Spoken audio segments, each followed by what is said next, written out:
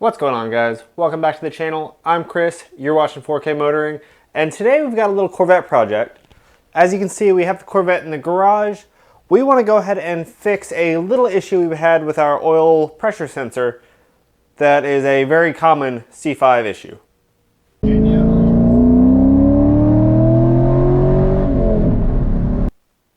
So I'm not going to start the car up because I've already let it cool down enough to be messing with it, but in the car, there's an analog gauge for the oil pressure and a digital gauge. In your cluster, we have an oil gauge that typically gets pegged at 80 psi all the way up. And that stays like that from the moment you start the car while you're driving. It doesn't seem to change. And then down here in our little infotainment thing with our gauges, we can look at our digital display. And typically that will read 130 psi or somewhere thereabouts. If that doesn't change at all and it's pegged that high the whole time, that's a sign that the oil pressure sensor is bad. That is a very common thing on these cars. It goes out all the time. The sensor is very inexpensive. It's less than $20, I think is what I paid. I might have paid for the AC Delco just over $20. Sensor is not expensive. The actual removal process itself is not difficult, but it is frustrating. There's a couple ways that that can be accomplished. Let me show you what I'm thinking. Alright guys, you know the underside of this Corvette well enough by now. So what I've done already, I've removed the cover here from the driver's side, and we're going to set that aside. Our oil pressure sensor is way back under here, if you can start to see where our frustration is going to lie. The sensor itself is just sitting right down on top there. Really, as long as you can access it, it's not difficult.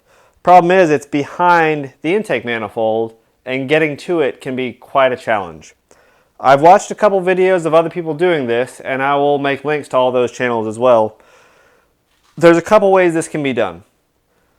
I've seen people that just remove a couple of the vacuum lines and the PCV lines from back here. They're able to fish through and actually get that sensor changed out by themselves.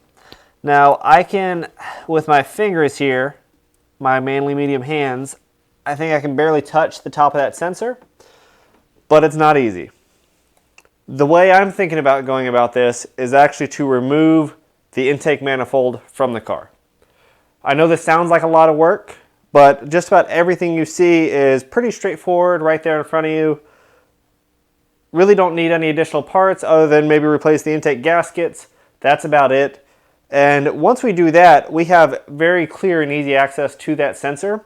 And it also gives a chance to really look at the intake runners and see kind of how clean everything is, clean stuff up if we need to, clean up that intake manifold so it's a bit more presentable. And I think that's going to be worth doing overall. Okay, at this point we're going to go ahead and start unplugging stuff. Basically anything holding this intake manifold to anything else is going to have to come out. So these fuel rails are going to have to come out. The fuel line is going to have to get disconnected here, and the throttle body is going to have to be disconnected from the intake here, all the sensors disconnected. Go very slow in this process. Make note of what you take off. Don't force anything because all this plastic is now 20 years old and it's been exposed to heat this much. It's going to be very fragile. Some of these sensors are cheap to replace, some of them are definitely not. So just take your time, make note of what you take out, and just go piece by piece.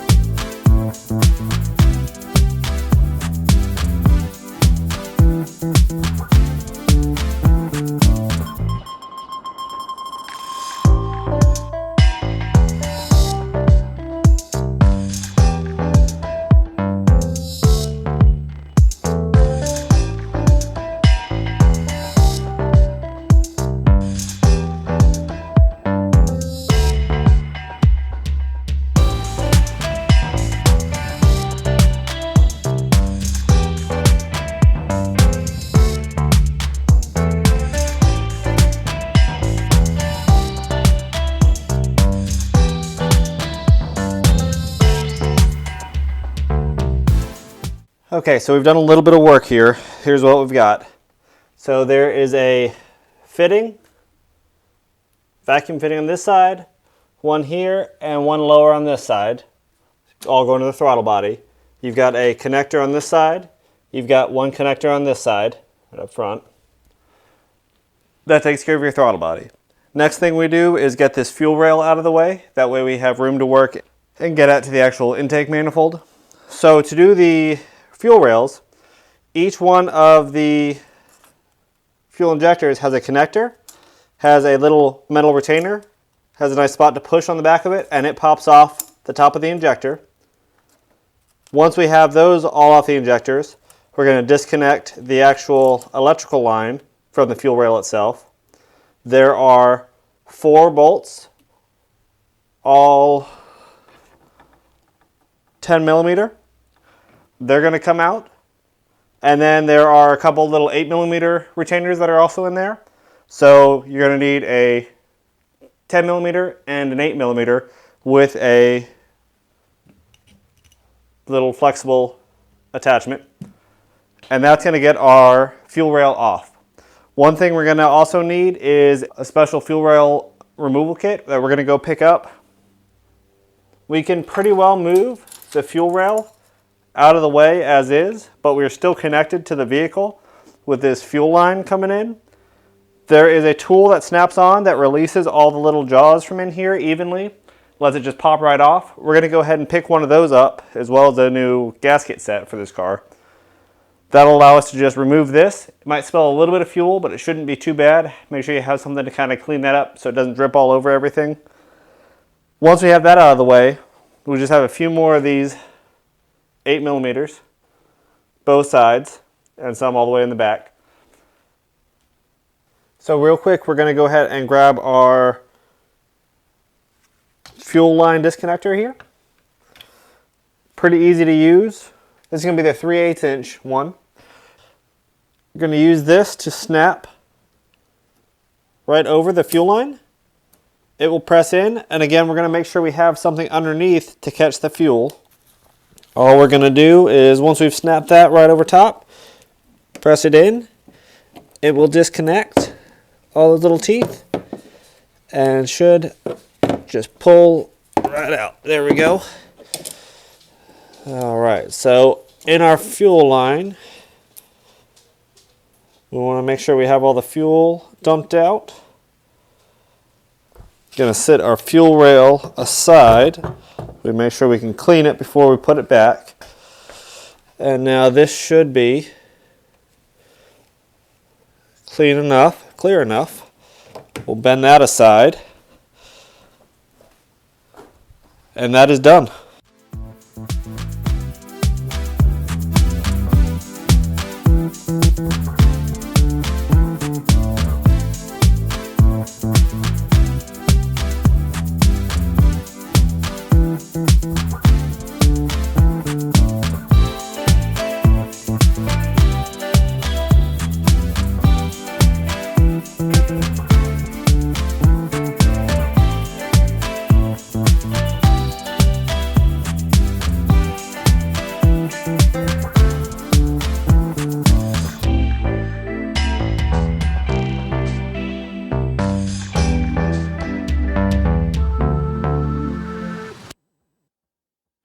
Okay, so we were able to get all those bolts out. We went ahead and made sure all the lines were disconnected from the throttle body, including the coolant lines.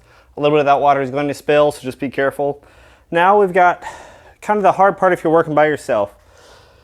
On the back of this manifold, there are 2 bolts that can't come out when they're behind this, just because the actual cowling itself is too low. The bolts are too long, they can't come out.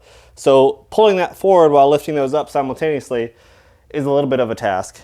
Now, before you pull it all the way out, on the back, there's a plug with a sensor and a vacuum line. We're going to make sure we disconnect both of those before we pull it out too far. They are very easy to break. We don't want to do that. They are kind of expensive, that sensor is. So we're going to make sure we take care of that, pull that out, and we'll see what we have afterwards.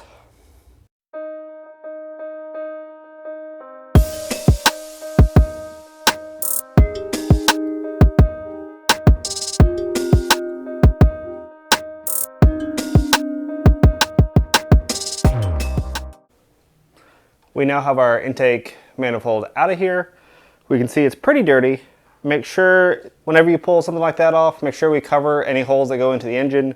Obviously each of these ports, make sure you put something in there, either paper towels, cloth, tape over top, just something clean and keep stuff from falling in. Very important. We're gonna go ahead and try and clean some of this area up. There's quite a bit of caked on oil and debris, pollen, that sort of thing. And then we also have our intake manifold that we want to clean.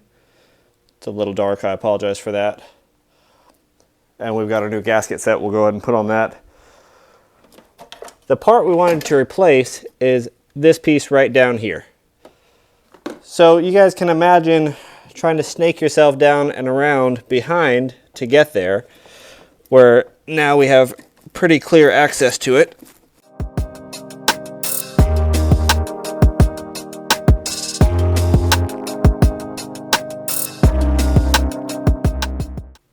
So now that we have that old sensor out right here, we're going to replace it. We have our new GM. See the part number there. Same part, much newer, much shinier. We're going to go ahead and throw that in real quick, finish cleaning up, and get it all back together.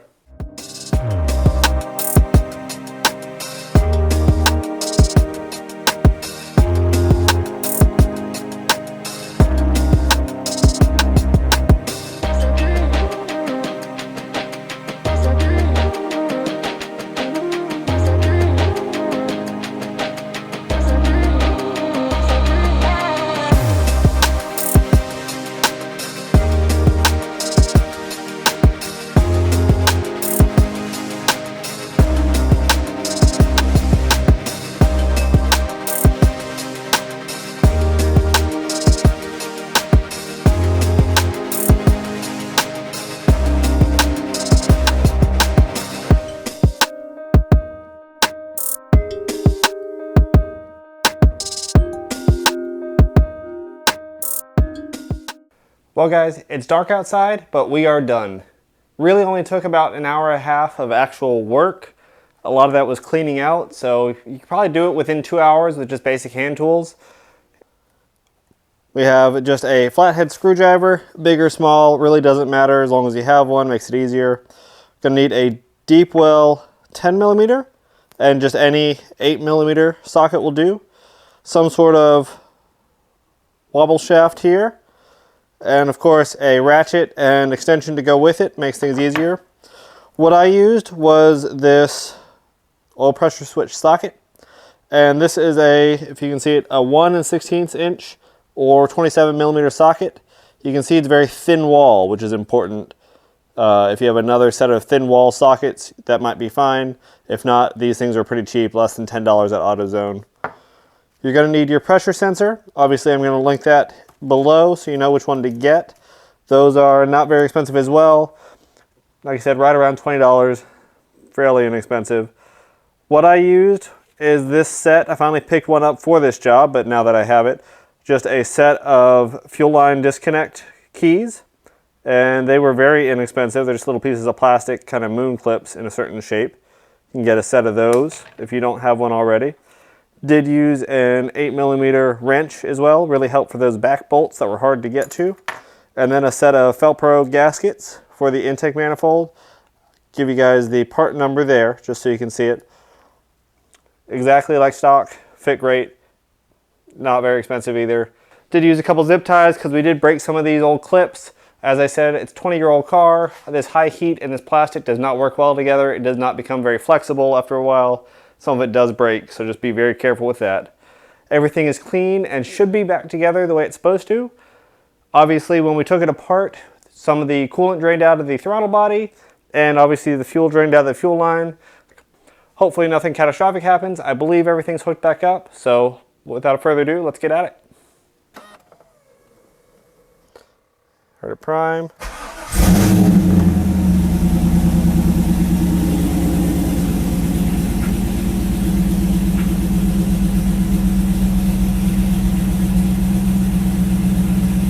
Well, it fired up, and check this out. Our pressure sensor is reading, And we have a squeal. Let's go with our gauges. There we go. We have oil pressure on both gauges. And with a little gap. There we go. It changes. It sounds like it's running pretty decently. Let's check it out. See how it looks. Obviously, if you're in a garage and you start the engine, make sure the garage door is open. Okay.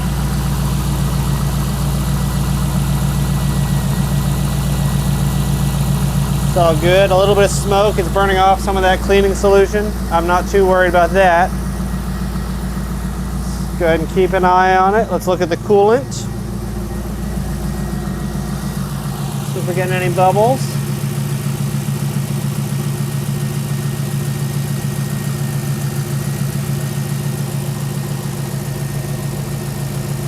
All right, we'll let that go just a couple minutes. We're gonna make sure the thermostat opens up and that we have no bubbles in the coolant. Make sure our heater's on.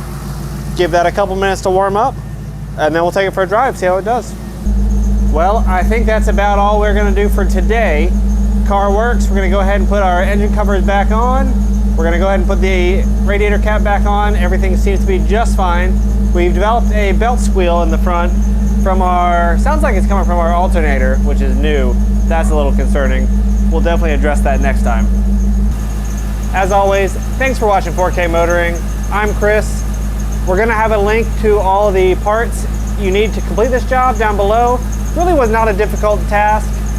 It was pretty straightforward on just removing the manifold, making sure you have the right parts, and putting it right back together. So, if you have any questions about this job, feel free to ask me. If you've done it another way and you thought that was easier than what I did, let me know. If you regretted doing it another way, let me know that as well. We're definitely gonna have some more in the future. It's a 20-year-old car. Stay tuned, and we'll see you next time.